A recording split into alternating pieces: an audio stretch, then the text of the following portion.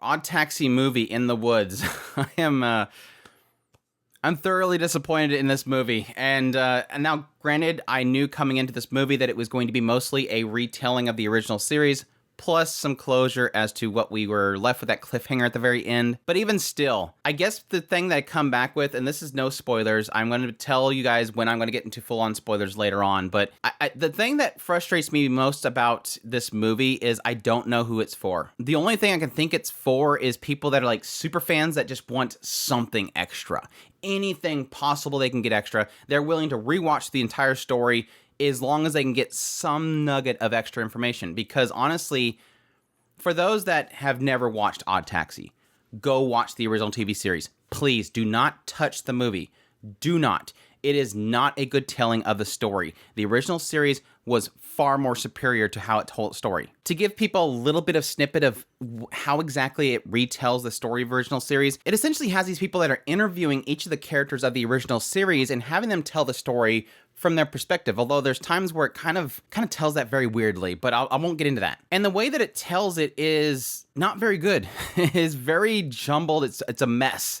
And as I was watching through this movie, I'm going, why would they tell about that here? Why would they have this person explain this part? This is kind of confusing the story. Yes, the original series is very mysterious.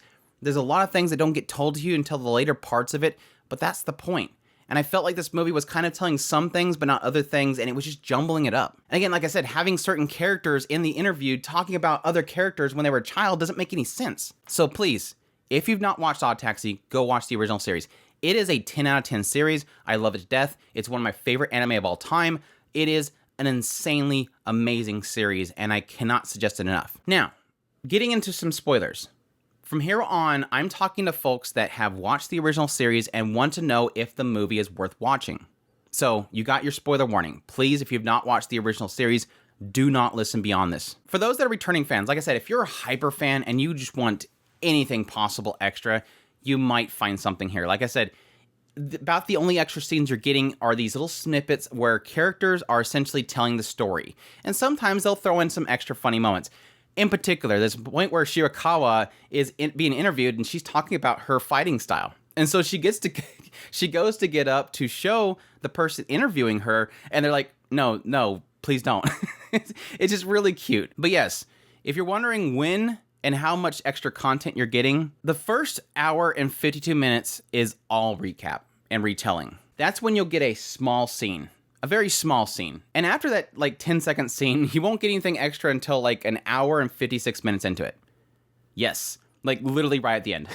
Right at the end of the movie, boom, that's when you're going to get some extra scenes. I'm not going to say what it is or anything. Sadly, most of your answers and stuff, this is the sad part. This is where I get more frustrated. Most of the answers that you're going to get from the series, most of the extra content that you're going to get from this movie is in the cast scroll. The cast scroll is going on and you're getting little still shots. And that's where the information's in. That's where the answers are in. That's your extra content, are stills. And it's so frustrating. So there you go. I'm not going to say anything beyond that. So if you have not watched the movie, go ahead and just jump forward that point. Again, 152, get your little brief scene there, and then jump to 156 and watch the cast scroll. There's your extra content. There's your answers. It was so poorly portrayed, and it absolutely frustrates me. Now, full-on spoilers. What are my thoughts on the Odd Taxi movie? Full-on spoilers. For those that have watched the original series, for those don't really care for spoilers in the movie, or they've watched the movie. My reasons for why I'm frustrated with this movie, like I said before, it's really in around the fact that it was just poorly portrayed. It is a much more inferior version of the original story, and it's a jumbled mess. I couldn't stand it. As I was watching the movie, I'm going, this is not telling this properly. This doesn't make any sense. I'm trying to think of it from a perspective of somebody that has never watched the series, and none of it makes any sense. Like I said, the original series was full of mystery, and you didn't know what was happening, but you were watching the characters tell their story. You were just watching Odokawa drive around. And as it went along, as you're getting the slice of life of Odokawa just being a taxi driver, you were getting a sense of there's something happening in the background. That's why it was fun. Yes, the original series was a mystery. Yes, the original series did not tell you everything right off the bat. It left a lot of questions. But why the original series was so good, you were watching Odokawa as he was just living his life. And things were happening in the background that make you go, How is that involved with that?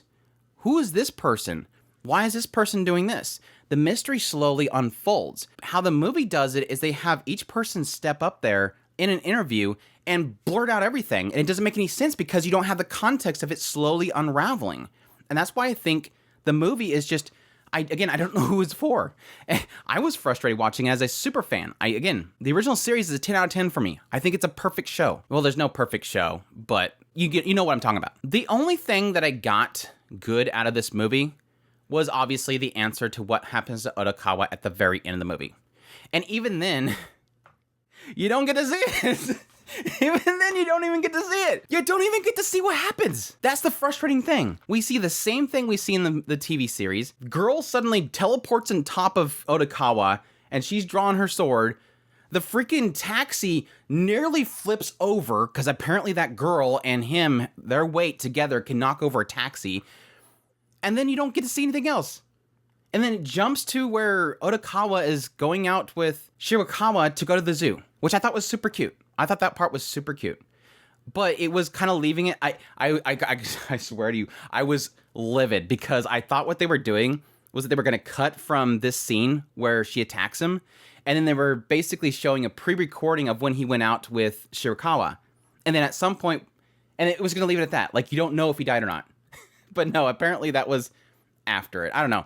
It's dumb. But like I said, that's basically it. That's it for the new animation. Basically, Sakura in the back of the taxi, her teleporting atop of Odokawa, the taxi's shifting, and then Shirakawa and Odokawa going out to the zoo. And then from then on, it's cast scroll and stills on the side. Which what the stills on the side tell us is, apparently Sakura, when she attacked Odokawa, he stopped her, he got injured, but he was able to stop her, she gets arrested. The other thing that it tells us is that the bar owner, Tako, she lived. So, yay! I know that was one of those things that everybody was dreading with the radio dramas, was that Teiko, she got attacked by Sakura before she went to see Odokawa, and apparently she lived. So, yay. What I really did, as much as I'm criticizing this movie, there was one thing that I really did love with the stills at the cast scroll, was at some point, Odokawa apparently drew everybody. So everybody was hanging out, and this is, of course, after the whole incident. So Odokawa now sees everybody's actual faces. And so Odokawa sits there and draws everybody as their animal forms and gives it to them. And so everybody's standing to take a photo with their drawn form. So you had Shirakawa there, and she's got this alpaca drawing. But it was super cute. And yeah, technically going to the zoo, and Odokawa's saying that he wants to see alpaca, and she's like, why would you want to see alpaca? And he's like, well, and she's like, what? No, why do you want to see the alpaca? And he's like, because I like him. She's like, oh, you said it. It was super cute. Honestly, I'm being very negative in this whole video, and I honestly don't like it because, like I said, the original series, I think it's a perfect series. I think what this movie does technically add to the whole story is, obviously, besides giving a conclusion as to what happened with Sakura attacking Odokawa, it does technically give us a clear picture that Teiko did have some people that were trying to find information.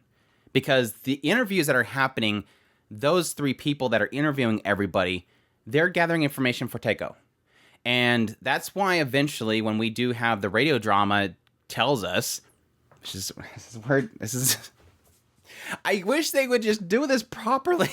You still technically need the radio drama to understand what's happening. That's the struggle. We went from the original series where, unless you listen to the radio dramas, or at least the translations, you would not understand what happened to Teiko. You would not understand that Sakura is the bad guy here. All this stuff would be very vague for you. And now when they have a chance to retell the story, they don't explain that Teiko gets attacked at the end of it. You don't even understand why she's in the hospital. You don't even understand why Teiko was having these three people interview a bunch of people.